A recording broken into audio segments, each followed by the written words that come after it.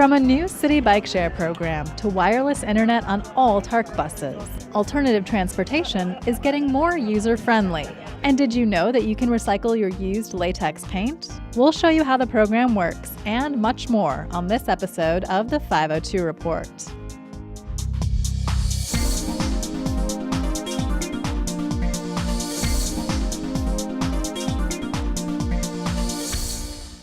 Hello, and welcome to this episode of the 502 Report.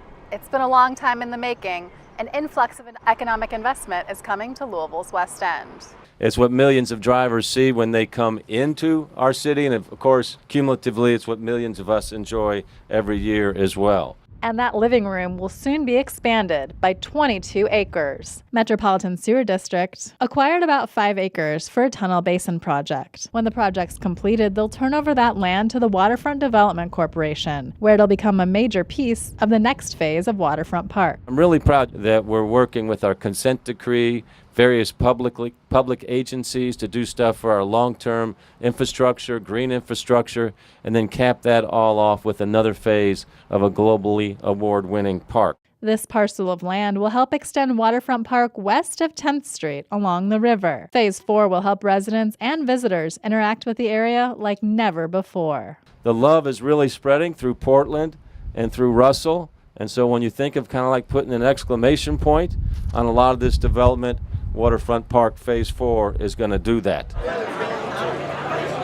And both corners of 18th and Broadway Streets, which have been empty for years, will soon be seeing development too. I would say that this site has looked like this long enough. We want to get something going. We want to change the landscape spiritually, mentally, and physically.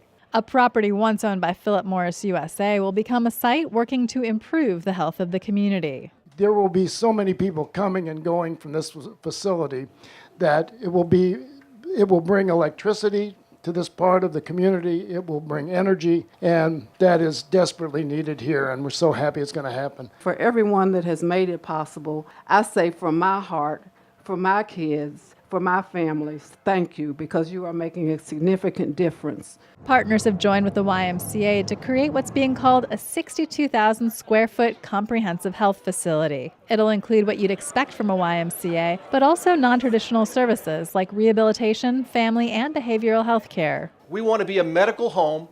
We want to be a place where we not only treat disease that has already happened, but that we step in early, intervene, and become part of a community that can do prevention and wellness and set great habits for our youth and change habits of the adult population going forward. Let's welcome Passport to our community and let us continue this journey together. Just across the street, the 20 acres originally slated to be a Walmart will now be the new Passport Health Plan offices. We intend to engage very purposefully with the West Louisville community and stakeholder organizations in planning the campus to ensure it's designed to achieve the greatest impact on health outcomes while expressing the vision this community holds for itself. Passport Health Plan is a nonprofit managed care organization that's been administering Medicaid benefits since 1997. And just north of there, on Muhammad Ali, between 6th and 21st Streets, a group is working to bring music, arts, and theater back to what was once Old Walnut Street. We're talking Muhammad Ali Boulevard, whose name is bigger than that, and I think we want to create a condition where anybody who visits Louisville has to see that they want to touch the Ali Boulevard Arts District. A group called the Concerned Pastors of Russell was formed while the neighborhood was applying for the Choice Neighborhoods grant to renovate the Beecher Terrace community. I remember, the businesses that were there, also saw it go into ruins and get demolished. And ever since, been the existing condition of economic deprivation. They're hopeful and feel it's time for investment in this community. We believe in the vision for transformation. When we competed for a federal grant, we didn't know if we would get it, but guess what? We got it. That's what helps to build the momentum. And then we've got other investment coming with Passport and the Y. So it's only just begun, this momentum. We're really at the cusp of it. This place is awesome! Yeah, that's what I'm talking about. The Smith family is moving into the first finished home of a development on Cedar Street in the Russell neighborhood. 3, 2, 1. Woo-hoo! The $6 million development is a project of nonprofit developer Community Ventures and will add 28 energy-efficient, market-rate, custom-built homes to the area. We feel happy to be a part of this community and a part of this process and a part of Russell neighborhood and, basically just, in my opinion, a renaissance of just West Louisville. A partnership between Louisville Metro and Habitat for Humanity is yielding mixed results, as in paint that's kept out of the landfill, recycled and resold as a high-quality product. Habitat for Humanity's been in Louisville since 1985, and we've built over 460 homes for residents who need affordable housing options. And what we do is we build those houses in partnership with the folks who are buying them. They give 400 hours of sweat equity back to us and to other folks who are building their house before they're allowed to buy their home. And with this attitude of partnership, we were looking for somebody to help us get the paint recycling program off the ground. Luckily, the city solid waste department had a similar problem. Traditionally, we've gotten a lot of phone calls asking what to do with leftover paint. They had a lot of paint that was being thrown into the landfill, illegally I might add, and it was creating a lot of problems. So we put our heads together. We created a program where we could alleviate that and take advantage of this real partnership attitude that we both had. A lot of waste goes into the landfill that shouldn't be there. And one thing that we're able to help stop is latex paint being thrown away when it could actually be recycled. So the paint recycling program is simple. Everybody's got leftover paint. Every time you paint your living room, your bedroom, your bathroom, you've got a little bit left over in your can and you don't know what to do with it. That's where we come in. We collect the paint, we sort the usable stuff from the unusable stuff, then we separate it by color. So all the reds go in this pile, all the yellows, the blues, etc. Then what we do is once we have enough, we take all of the same color, we screen it into a mixer, we reblend it, repackage it, and whatever color we come up with is what we come up with. We don't do any tinting intentionally. So it's a great program. So far the colors that we've come up with, shades of blue, green, red, beige, white, and gray, and it's just flying off the shelf. The staffed recycling centers, you can drop paint off at those locations, at those staffed recycling centers, and you can also drop off the paint at the actual Habitat restores. There's just a few rules that you need to think about before you decide to take your paint to the recycling centers or the stores, and that is that the paint needs to have a label. It needs to be latex paint, definitely labeled with that, and do the shake test. Just give it a shake. If you hear liquid inside, then you know that it's good, usable paint for this recycling program. We think it's a good product. We haven't had any complaints. People love it. It's at an affordable price, $13 a gallon. Anybody can afford it. And I don't know if you've seen the price of paint in retail stores lately, but it starts at 25 or 30 bucks a gallon.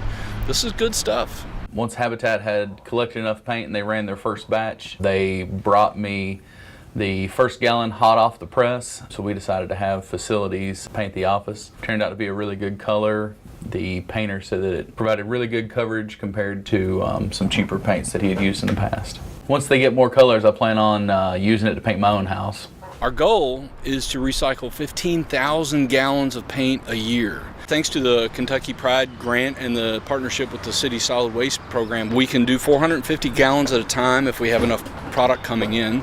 We're going to keep this material out of the landfill. We're going to help consumers get rid of it safely. And we're going to take the money from that and we're going to pump it right back into the community. You can drop off your leftover latex paint at the 3 Louisville Metro staffed recycling centers from 10 a.m. to 5 p.m. or any of Habitat for Humanity's 3 restore locations. Louisville's smoking ordinance helps protect folks from secondhand smoke by limiting smoking to outdoor areas. But new products have come on the market that are causing legislators to rethink the current ordinance. Relating to the prohibition of smoking in designated areas. In 2008, the city enacted a great smoke-free legislation. Smoking's not allowed in any indoor public places, including smoke shops, cigar shops, etc. Smoking isn't just about cigarettes anymore. New products are on the market, and in Louisville, they aren't being regulated. Electronic cigarettes have really expanded and come on the market, and the hookah stores have gotten around the current tobacco ordinance by smoking non-tobacco blends of hookah. According to the health department, an hour of hookah use is like smoking 100 to 200 cigarettes. And e-cigarettes could contain toxic chemicals like formaldehyde, making them harmful to smokers and others around them. Causing diseases that we know the same as cigarettes, everything from asthma and SIDS, even things like ear infections, heart attacks, strokes, etc. So anything we can do to decrease that exposure is great for the health of Louisville. It is a public health and safety matter that we need to address now. And so, Metro Council members are taking another look at the smoking ordinance passed in 2008. In order for us to actually be able to enforce the public health and safety, we need to add those into our current ordinance because they didn't exist back in 2006 and 2007. Now they'll be able to go outdoors and do it just like they do with cigarettes, but they just won't be able to smoke the e-cigarettes or the hookah in a confined, closed public domain. But other council members like Marilyn Parker are concerned about the business owners of some of these shops and restaurants. It's our duty as council members to look at the big picture and make sure that we have a law that works for everyone and it's a win-win for everyone, so that we are protecting not only public health, but we are protecting small business owners and entrepreneurs that may have invested perhaps their life saving in some of these small businesses. Councilwoman Parker believes consenting adults should be able to use these products in stores. It exempts them so that allows them to be able to sell their products in their store and for customers to walk in as long as they're over the age of 18 to sample these products. Councilwoman Madonna Flood disagrees with making exceptions. Madam Clerk, please open the voting. If we learned anything with the smoking ordinance, the more exemptions you put in there, the less likely it is to actually pass constitutional muster. But also you have to take into fact, if it's a public health and safety issue, it's a public health and safety issue everywhere, not just in certain businesses. It's everywhere. More than 600 communities have already added e-cig and hookah products to their smoking legislation. And it needs to be an ordinance and a law that works for everyone. Kentucky is well known and we're #1 rated for smoking-related deaths. And so anything we can do to make the city healthier for those that are non-smokers and even decrease the exposure for smokers is a step in the right direction in making our city healthier. The item is currently tabled, awaiting more information. New District 16 Councilman Scott Reed is serious about tightening Louisville Metro's budget, spending time with his family, and he's a history buff. Councilmember Reed. My name is Scott Reed. Here. I'm the 16th District Metro Councilman. Very pleased and honored to have the position. I really wanted to serve and to give back. I really love this city. I think Louisville is very, very unique. I want to preserve that unique nature and at the same time grow it in a fiscally responsible way. I am concerned that in 20, 30 years that we're not going to have the kind of population growth that we really need, and we want our best and brightest to stay here. And that's one of the reasons why I'm such an advocate for a simplified tax code that will attract jobs, attract companies, make it easier for entrepreneurs to start growing their businesses. The 16th District is the district that goes east from Blankenbaker up to the Prospect Line, and it also includes the River Road Corridor. It's composed of 14 suburban cities. I'm a strong believer in our suburban cities and their ability to manage their own affairs. The biggest issue at the moment is public safety. We have a really serious problem with opioid addiction, and it's reaching to every part of the community. I believe very strongly in the Healing Place, and I toured the Healing Place a couple of months ago. I'm very impressed with the work that they do. If there's money to be had this year in the budget, then I'm going to be a very strong proponent of that. I believe that the local government's first and foremost responsibility is public safety, but secondly, we want to make sure that we have good roads. Any of the money that comes out of my discretionary fund is going to go toward capital projects, which would include road development or anything else that's capital related. V.G. Reed & Sons was started by my great-grandfather. I am a fourth-generation Reed family member. We're a printing company. This is at 12th in Kentucky. We're a HubZone certified company. Historically underutilized business. What it really means is that we give employment opportunities to people that needed doors. Good to see you. We're very committed to this and very proud of that. That's a letterpress. That piece of equipment's probably 80 years old, still has A function motivates me to see the business successful and to see our employees benefiting from the success. My time when I'm not doing council work is spent working on proposals, cultivating new business. I'm really proud of you. Interacting with employees, making sales calls. I look at things, and I look at things from a budget standpoint. I look at dollars and projections and that. I will say that the Metro government's financial spreadsheet is about that big as opposed to ours, which is about that big. Our city has tremendous momentum. Really want to dig into that, see where the money goes, see if maybe the city services can be delivered more efficiently in some areas, and talking to the people in the various agencies. I'm really interested and anxious to go through the budget process and ask a lot of questions. What does Councilman Reed enjoy doing in his spare time? He likes to travel with his son and daughter, and he's really into music.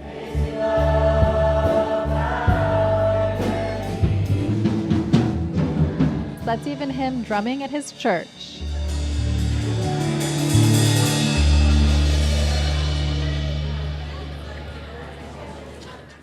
To contact Councilman Reed, call 574-1116.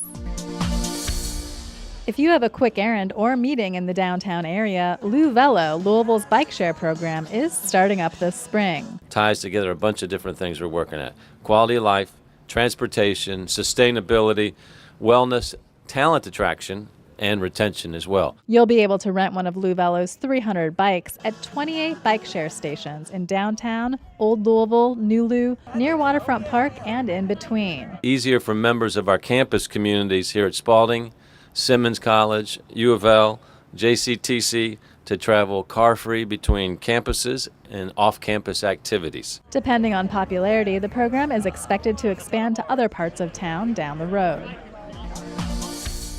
And speaking of eco-friendly transportation, all 227 TARC buses in Louisville will be equipped with Wi-Fi starting June 1st. You'll also be able to use your smartphone to track TARC buses in real time with a free app called Transit. If you're going somewhere new, we'll give you step-by-step trip planning directions to get you to your destination. Perhaps our most exciting feature is Go. It's a real-time GPS for public transit. It holds your hand throughout your journey with push notifications and voice alerts. Some may remember the building at Market and 11th Street as a fish market, but it's got quite a different purpose today. The sounds that come from within this building are as old as the city itself. Let's go, big guy. Step over. The Davis Building houses the Louisville Horse Trams, a horse-drawn carriage company that has been in downtown Louisville since the 1980s. It's pretty unique when they walk by and they look in. Is that a horse in the city? People are amazed to see them here. But they do really good. These horses adapt. They like their job because when it comes work time, ears are up and you put the harness on and jockeys just cannot wait to go out. Right now we have predominantly Percherons and Belgians. The draft horses are predominantly what we use. Will you smile for her? Oh, what a good boy.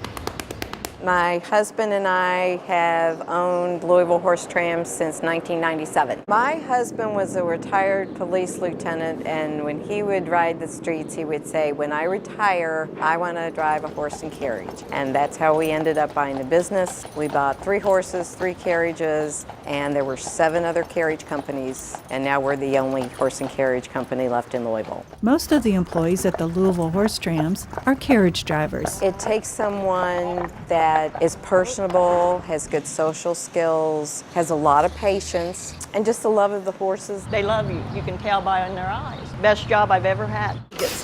When a driver comes into work, they would wipe down their horse tack, groom their horse, Get all the excess hair off. hitch it to the carriage, and then head out. A lot of traffic up and down 4th Street between the Galt House. My goal with any ride is to educate. A lot of people don't really understand how the carriage horses are trained or how they're treated when they're not out on the street, so I really do everything I can to explain. They have a job just like people do. They love to get out and work. Really form a bond with the horse you're driving. Quite a lot of fun. The presence of horses in a downtown area just gives elegance to any city. You can catch a carriage ride around downtown between 6 and 11 p.m. on weekdays and 3 p.m. to 1 a.m. on the weekends, weather permitting.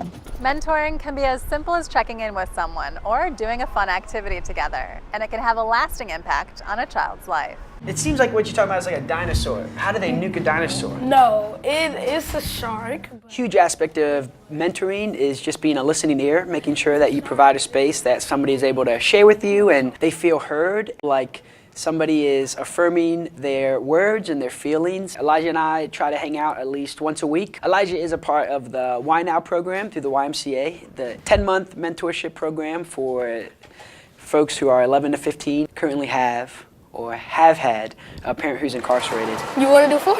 Sure. But you gotta slow down. I don't mind coming to the gym and working out, and it's just a good time to pick them up, drive in the car, have a cool conversation. We mostly spend our time at the Y. We're mostly just exercising, running on the treadmill, riding the bikes, lifting weights, spotting each other. Yeah. What's the name of the movie? Hunger Games. Yeah, I heard that they're gonna make that the museum. We went to this weekend summer camp, got to know each of the participants in the program, and the participants got to know each of the volunteers. They have you talk to all the mentors and stuff. He was a mentor, and everybody was like, I want Blake, I want Blake. And then at the end of that camp, the Why Now staff partners youth to a mentor, and Elijah and I were partnered up. I was like, hey. Everybody looked at me and was like, bruh, you got to be kidding me. You want a race? I mean, I'm gonna beat your assistant. It's not that much of a race, but. Honestly, I knew that I was gonna get him because he's kind of hyper like I am.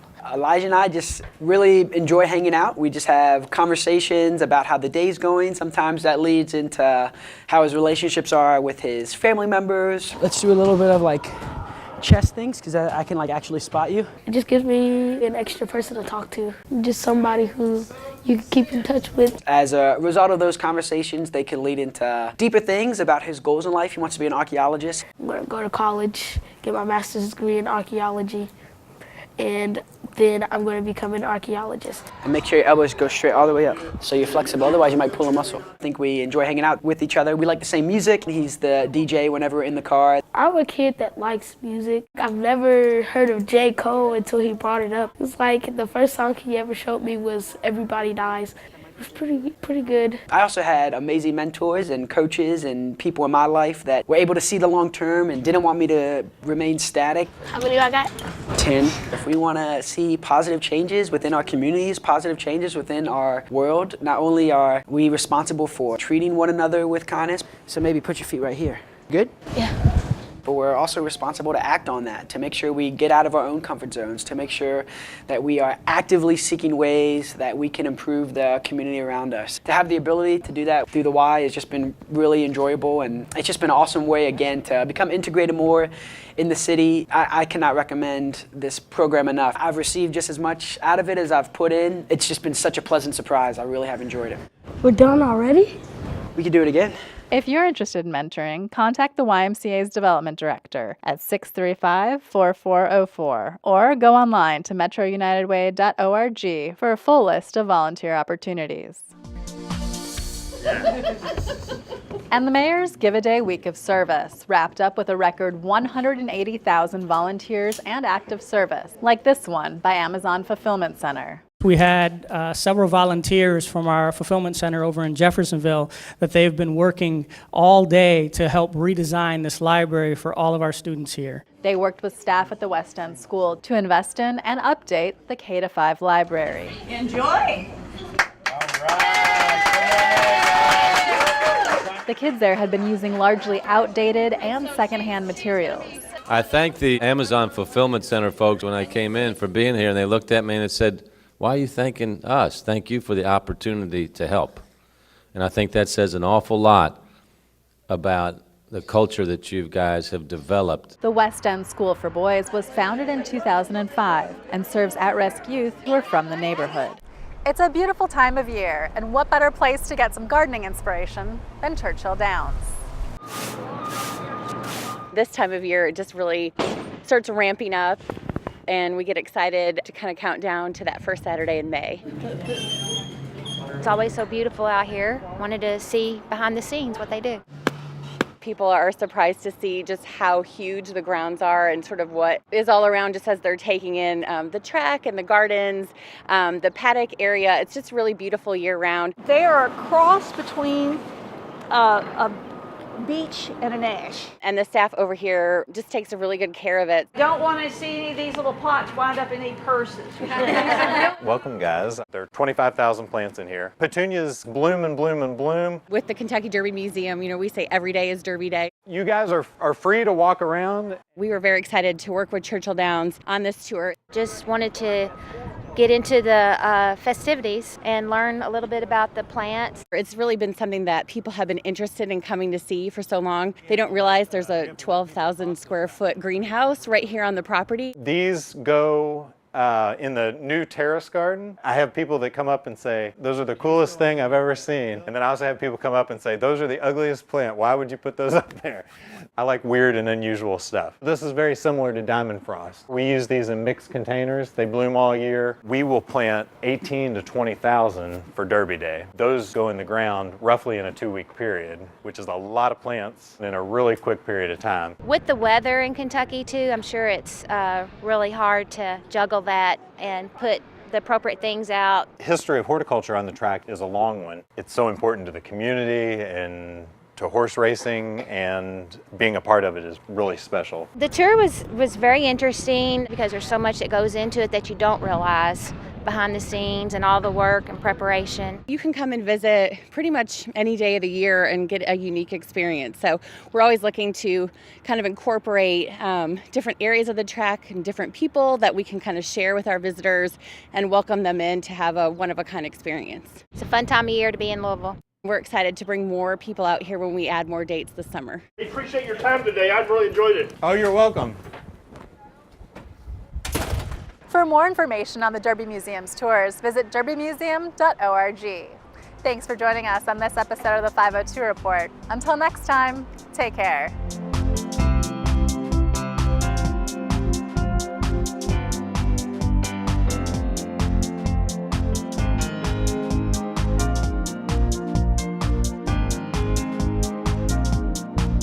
Metro TV, a public service of Louisville Metro government.